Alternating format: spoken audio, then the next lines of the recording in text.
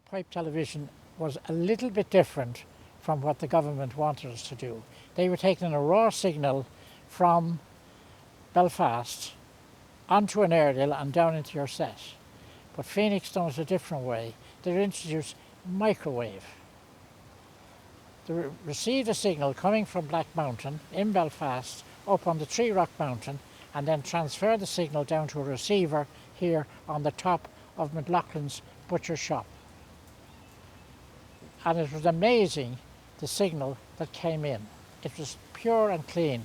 It was so good in point of fact that when the BBC got to hear about it, one of their big engineers came over to have a look at this and said, "You're getting a better signal here in Ballyfermot than we're getting in London."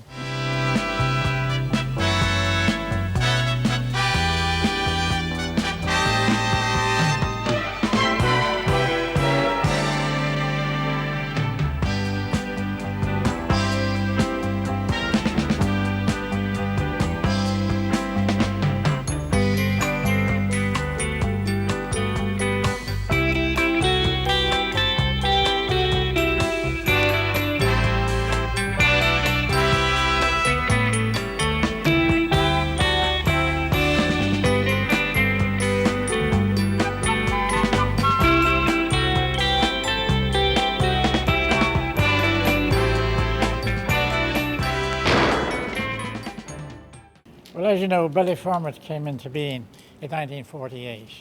And like all developing communities, things began to happen.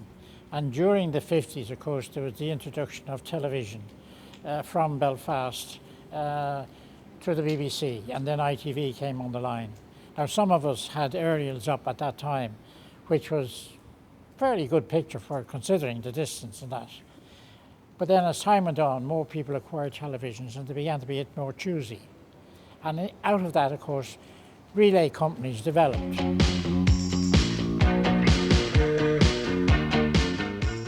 Ballyfermot expressed a great interest in receiving cable. Nobody was interested in Ballyfermot because it was too hard to get signals to it. It wasn't very high. Even with an aerial, a 200-foot aerial in Ballyfermot, you would still have difficulty with getting a quality of signal. So Nigel saw that if we could bring a microwave link feed from Tree Rock to Ballyfermot, then there was a great possibility of having a quality feed in there, low risk of amplifier failure. So we did a demonstration in Ballyfermot in Malloy's had an office above the bookie shop there, and we did a presentation as to what the signal quality would be there, and the signals were superb. The streets committee there attended that meeting and they said, "We want those signals and we want Phoenix Relays to be the provider." It was just unbelievable, the difference in the picture. It was lifelike. You could see depth in the picture. And of course, it was illegal. So what we done was we invited all of the TDs and everybody of prominence in Ballyfermot, including the police, to see this experiment. And of course, when everybody saw this, they said, "We must have that, that's great." Well, I'm the Ballyfermot bullfrog, baby, and I'm gonna leap all over you. Yes, I'm the Ballyfermot bullfrog, baby, and I'm gonna leap all over you. You'll keep on coming back for more. I can jump from here to Chicago. It was illegal to use micro at that stage. So some of us were brought to court, and of course they didn't understand it. And then of course we were away with it. The case was thrown out. And then it came that we talked to Gerry and the management of Phoenix Relays to install a radio system on the pipe, using the pipe. And they said, "Why not go for television?" And that we did. So there again we did another hurl across, and we set into negotiations with the Department of Post and Telegraphs, and they were very much against it because of the fact RTE had the only licence in the country to broadcast open television. But we got eventually a meeting with the then Minister for Post and Telegraphs, Conor Cruz O'Brien, and of course the senior civil servant, in fact the Secretary of the Department, Miss Meehan, was very much against it. So a battle royal took place, but we negotiated. We were pretty good at it at that stage. We'd learned how to negotiate and lay out our case, and eventually we convinced the minister that we should have a licence. And there were 2 licences issued in this country. One was for RTA, quite rightly, and one was for Ballyfermot Television. During that early period, Phoenix Relays approached BCA about the possibility of community television, and of course it was an ideal opportunity and the BCA jumped at it. So from there we started working with Phoenix Relays, producing programmes for broadcast. It started, I think, during the first community week. It went out maybe 1974. They had an outdoor broadcast unit and they filmed the opening parade. It was amazing, like the participation by people. We had President Childers came along to open the parade, and it was very colourful. So Phoenix Relays recorded all that, and then later on were able to broadcast it, and that was the first programme that went out on Ballyfermot Television. We felt, that we did need to give something back to the community as well. Like particularly in Ballyfermot, where the Streets Committee were hugely involved out there. It was really a community there. And like the community were after us as well. They were putting pressure on us. I remember John Sweeney particularly. John Sweeney was an amazing man. Like he would be on the case. He used to come into that office regularly. That was his time. As I don't know, Seneca said, time, everybody, the poorest man, the richest man, has been given time in equal value. The most important thing, it's how you use that time, is what makes you different. And like those people gave of their time, unflinchingly, unselfishly, and they deserve something in return for that. And when we were cabling Ballyfermot, if we had any issues came up with people who needed to be convinced that they needed this, those people brought us through Ballyfermot. They nearly did the canvas for us in Ballyfermot. So we owed them something as well. I was the main producer of the programme, but it was a very easy job because there were so many people involved. Ballyfermot was alive at the time, and it was a very exciting time, I think, to be involved in the community as a young person. And every week I had to kind of disappoint people and say, sorry, I can't include you today. It was quite restrictive in that we only had the one studio and it all had to happen in 2 hours, but it was very good. We had a great man, Willie Kane, from Ballyfermot Parade, who was involved in the whole area of entertainment, and he had brilliant contacts with the likes of Christy Moore, Sonny Knowles, Alvin Stardust, Brendan Grace, Red Hurley. Every week Willie would produce a great musician, and of course the word would get out in advance that such and such a person's coming to Ballyfermot Television. And from early on that afternoon we'd have queues of people outside where we were recording from the Phoenix Relays office on Ballyfermot Road. People wanted to meet the stars and get their autographs and things like that. In the city of Chicago, as the evening shadows fall, there are people dreaming of the hills of Donegal. They supported this concept as well. Like obviously promoting, advertising is advertising. And like if an artist could come along, like we had 40,000 subscribers, which could have been, 160,000 viewers. So like where did you get that kind of audience except with RTE? And if you went to RTE, you were tied up for a day with rehearsals and getting things organised, so you lost the day. Like if Brendan Grace or Christy came along, like they were in there for 10 minutes and they were gone. So they could be on the way to a gig and be able to perform and do it, and they got that additional promotion. But I think a lot of these guys too felt like they want to be involved in community activity. They felt they were giving something back as well. And then young kids wanted to see these people and see these stars. So it was promotion, but I think there was a little bit more to it than that. I think there was a feeling of doing something for the community.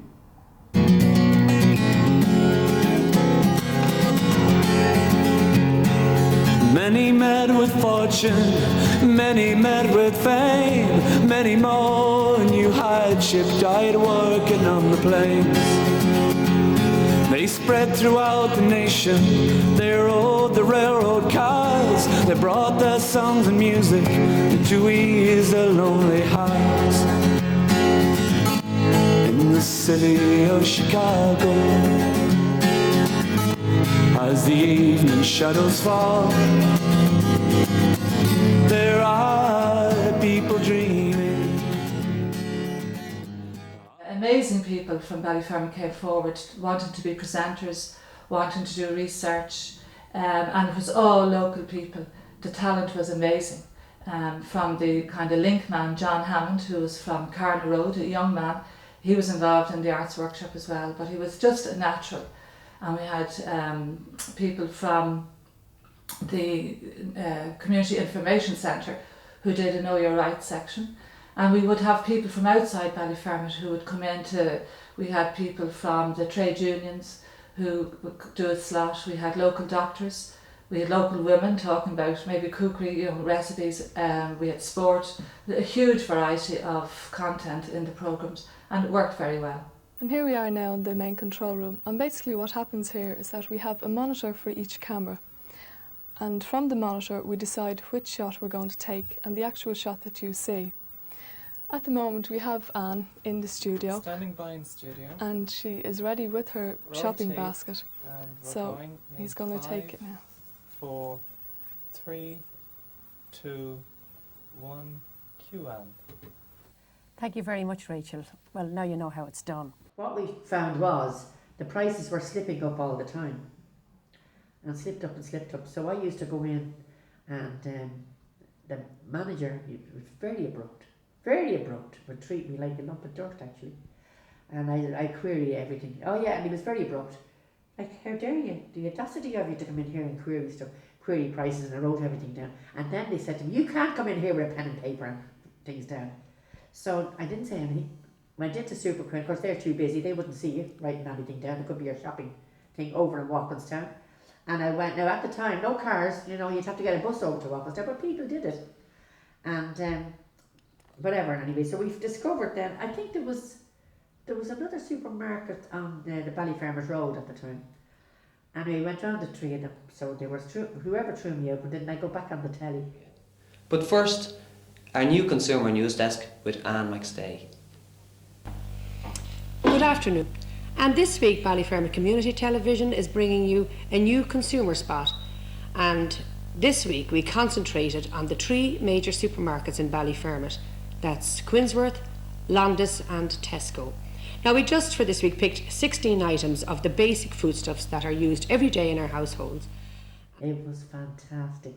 I was like, your man told me to go, who the hell did you think we were taking it? And I wasn't allowed to take that. This was Quinsworth. And then we went over to Super Quinn. And if I asked the manager anything at Super Quinn, you got an abrupt answer. Oh, I said, the people who keep them going pay their wages. I was getting really brave then. I was getting a bit brave because I was getting a terrific response. And people were saying, Jesus, well done. Feckin' bees, and they're taking them prices, they're feckin' prices that they're charging and all that. So I was confident in that. You know what I mean? I was kind of getting a little bit of confidence. And so we went on, and then, by God, was I treated like the Royal Duchess of Kent. Talk about Princess Di. Come on in, we have this special offer today, and we did this. What happened then was, they began to put on special offers. Now, not 2 for the price of 1, but there were special offers. This week, the sugar's down 2 pence or 3 pence, which is a lot then.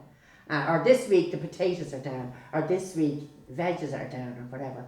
And it was absolutely, that was the best ever. That was fantastic. And the women went into the shops, and it all changed.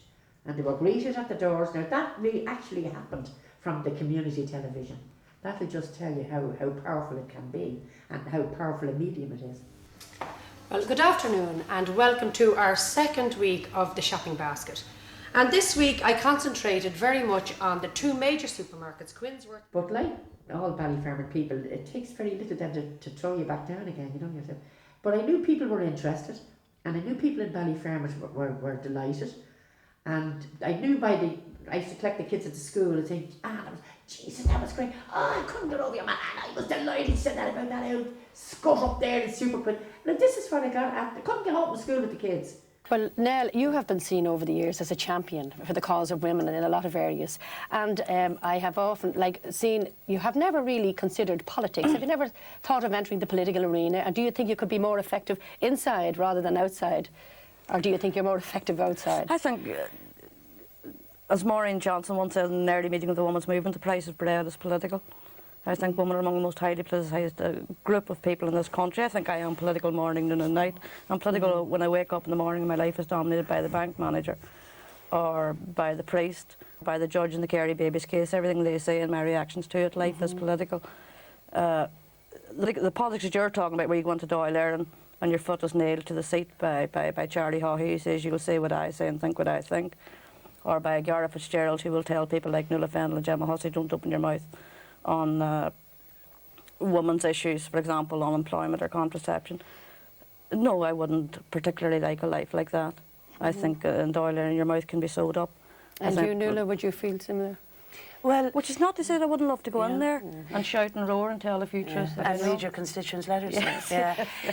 I think that I have a tiny but a small bit of influence, which I probably don't deserve, but I have a small bit of influence because about 250,000 households watch the women's programme, and I have my 1/6 of an input into what we do and what way do we do it. I have a little bit of influence. If I was in the Dáil, I think I'd have actual power. Because, like, I can't get over the Dáil how weak-kneed and lily-livered 166 human beings with only one life to live actually managed to be. But everything I see of parliamentary politics in Ireland just makes me more and more cynical about it. I wouldn't demean myself to enter the Dáil if they shot me in there. But surely that suits the politicians sometimes, if you have a woman that has the courage or the guts to go forward and represent women, which would be topical women's issues. That would suit them. That type of an attitude would suit them very well. It does, unfortunately, suit them very well. No, because you go into the door and speak to 166 men whose first reaction is to say, sure, somebody out there might hear us and the bishop might have us a belt with a crozier. You can either speak to those few or you can go out and move around and speak to the many in meetings outside. And I think one of the most powerful things the women's movement has done in this country is they have allowed women to speak and to say the taboo words, name the taboo subjects. And it's the echoes from our voices outside that are heard within the Dáil. But That's can I much just more say powerful to me than sitting there on a back bench. You know, that I'm